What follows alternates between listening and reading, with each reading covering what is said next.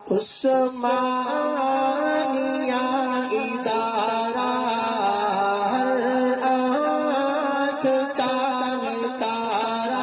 اللہ تعالیٰ ہے، اس سے مانگنے کا طریقہ ہے، اس کی بارگاہ میں ناز نہیں چلتا، اس کے ہاں نیاز چلتی ہے، عاجزی چلتی ہے۔ کئی مرتبہ عورتوں کو دیکھا خط میں اپنے حالات لکھتی ہیں کہ جی میں نے دعا مانگی قبول نہیں ہوئی، بس میں نے تو دعائیں مانگنی چھوڑ دی، یعنی جیسے خامن سے روٹھ جاتا ہے، یہ خدا کی بندیاں اپنی کم علمی کی وجہ سے اپنے خدا سے بھی روٹھی پھرتی، یہ نہیں دیکھیں گی کہ بھائی دعا مانگنے میں تو کوئی کمی ہوگی نا، جس وجہ سے یہ اپلیکیشن ریجیکٹ ہو گئی ہے، اس پہ غور نہیں کریں گی، بلکہ اللہ تعالیٰ اور یہ ہماری تو سنتا ہی نہیں۔ کیوں نہیں سنتا؟ حدیث پاک میں آتا ہے ہر بندے کی دعا قبول ہوتی ہے، مگر قبولیت کے 3 انداز ہیں، یا تو جیسے مانگی منو ان قبول ہو گئی، یا اللہ تعالیٰ اس کے بدلے کوئی بڑی مصیبت اس بندے سے دور کر دیتے ہیں، یا اس کو نام اعمال میں ذخیرہ کے طور پر لکھوا دیتے ہیں، اور قیامت کے دن اس کو اتنا دیں گے، حدیث پاک میں آتا ہے کہ وہ بندہ دعا مانگے گا، اللہ دنیا میں میری کوئی دعا نہ پوری ہوتی، ہر دعا ذخیرہ بنی ہوتی، اور آج اس دن مجھے اس کا اجر ملتا تو کتنی اچھی بات ہوتی۔ 3 میں سے کسی نہ کسی ایک صورت میں دعا کا بدلہ ضرور ملتا ہے۔ اب اللہ تعالیٰ پابند تو نہیں ہے نا کہ ہم نے مانگی ہے تو اسی کو پورا کر دے، اللہ تعالیٰ حکمت والے ہیں، وہ دیکھتے ہیں کہ یہ دعا اس کے لیے پورا ہونا بہتر ہے یا برا ہے۔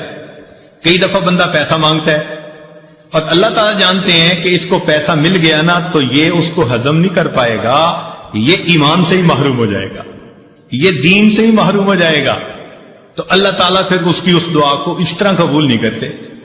جیسے بچہ انگارہ پکڑنا چاہے تو ماں کتنی محبت کرنے والی ہوتی ہے مگر انگارہ نہیں پکڑنے دیتی۔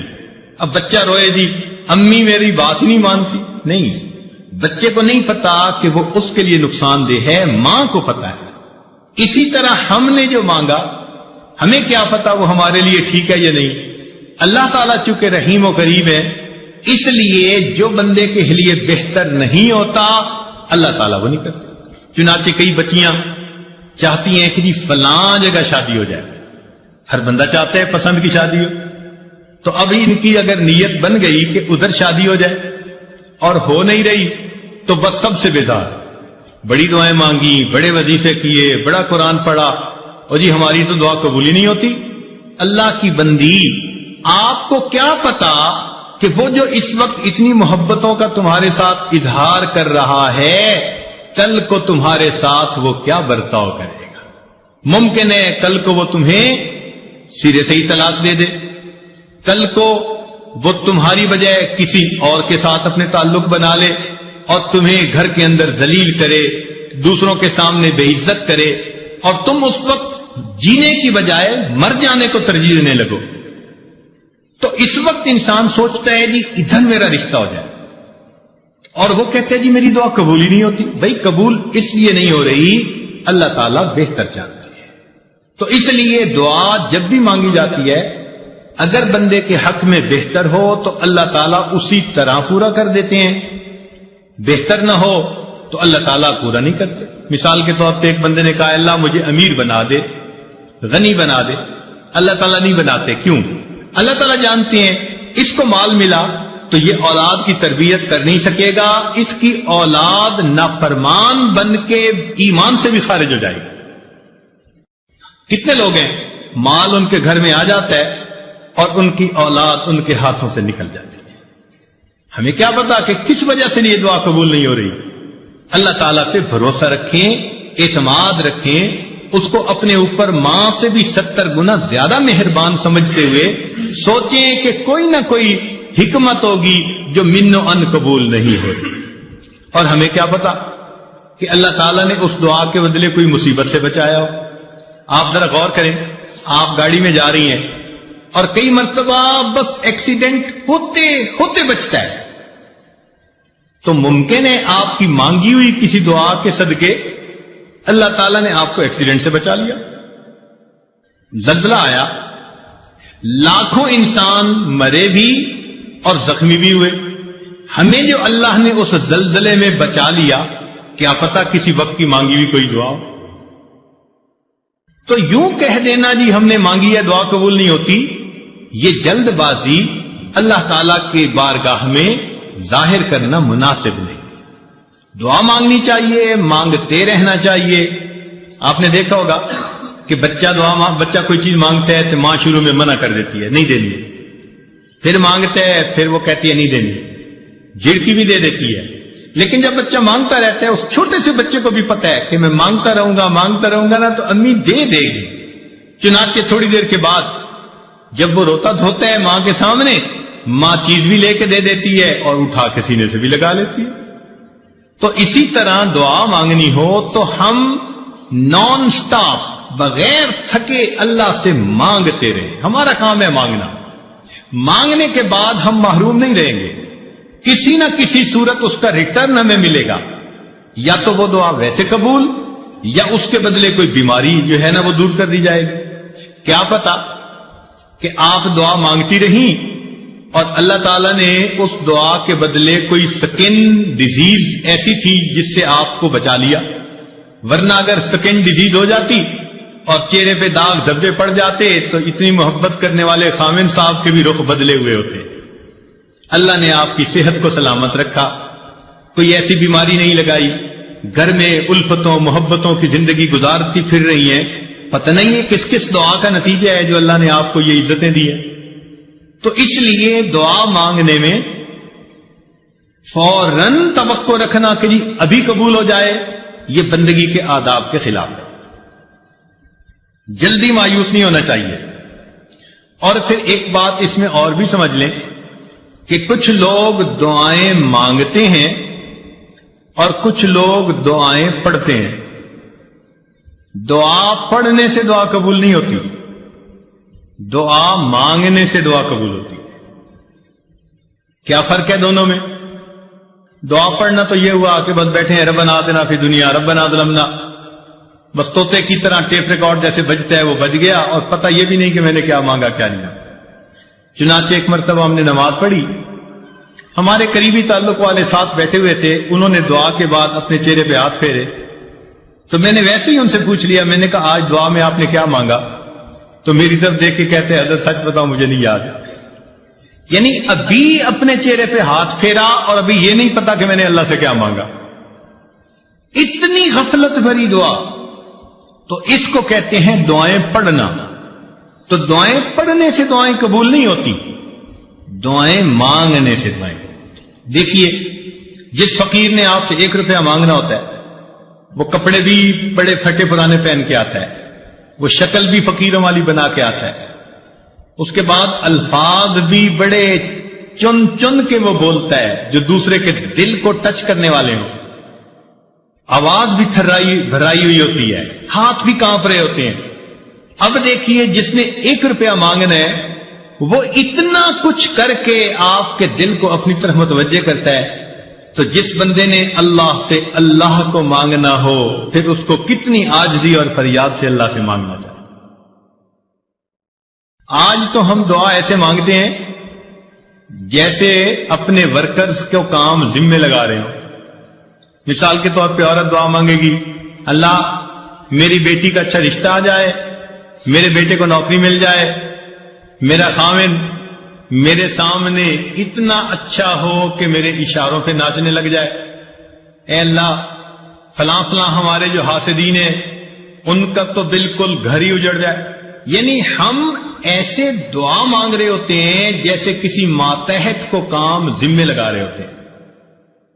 دعا مانگنا اور چیز ہے اور ماتحت کے ذمے کام لگانا وہ اور چیز ہے۔ اللہ تعالیٰ ہے، اس انداز میں دعائیں مانگنا، یہ ہو جائے یہ ہو جائے یہ ہو جائے، جیسے سیٹھ صاحب بیٹھے ہوئے اپنے ورکرز کو کام اسائنمنٹ دے رہے ہیں۔ تو اللہ تعالیٰ کو دعا میں اسائنمنٹ نہ دیا کریں، اللہ تعالیٰ کے سامنے عاجزی اور زاری کا اظہار کر کے، بندگی کا اظہار کر کے، اللہ کی عظمت کو مان کے اللہ سے دعا کیا کریں، سوال کیا کریں. تو جب ہم اس طرح سے مانگیں گے تو دعائیں جلدی قبول ہوں گی. ہم الزام ان کو دیتے تھے، قصور اپنا نکل آیا.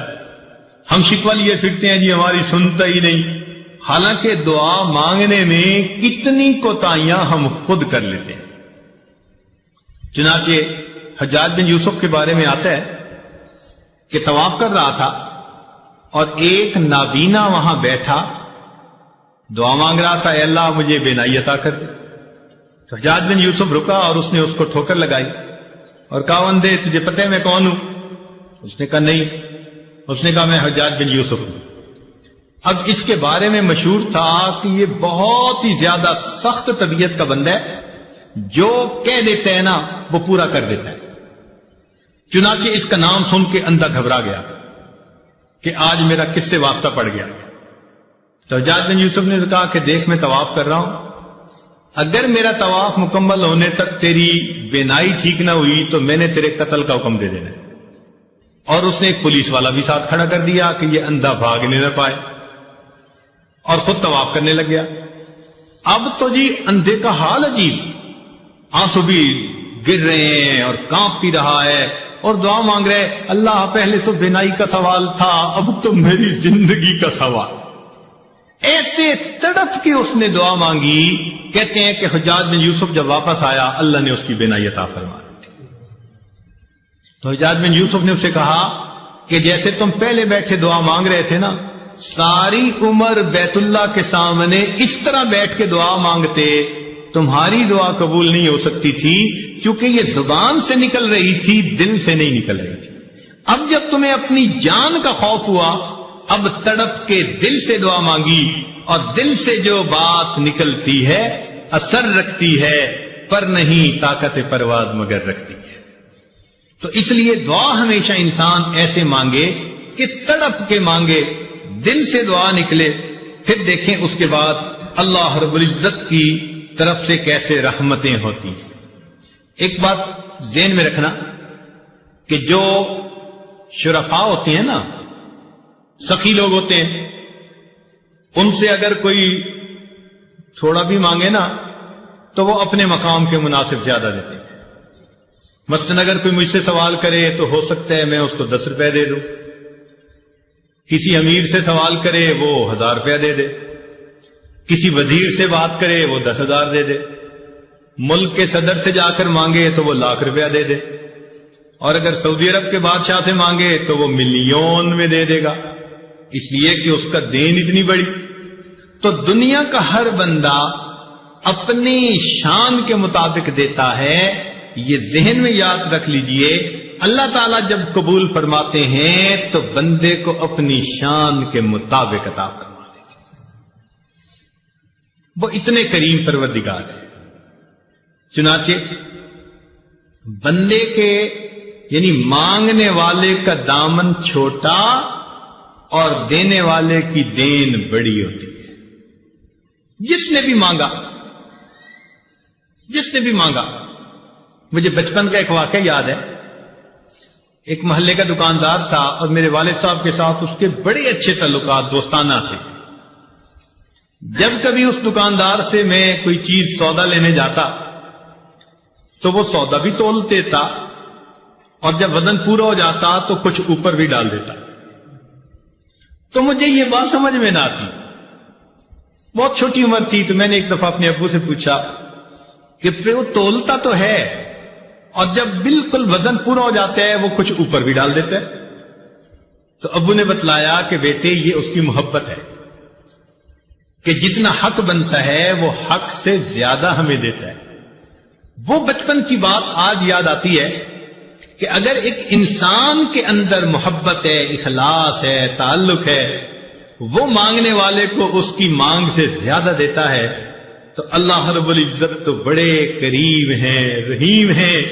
بندہ جب اللہ تعالیٰ سے مانگتا ہے اللہ تعالیٰ اس کی توقعات سے بھی بڑھ کر اسے عطا فرما دیتا ہے.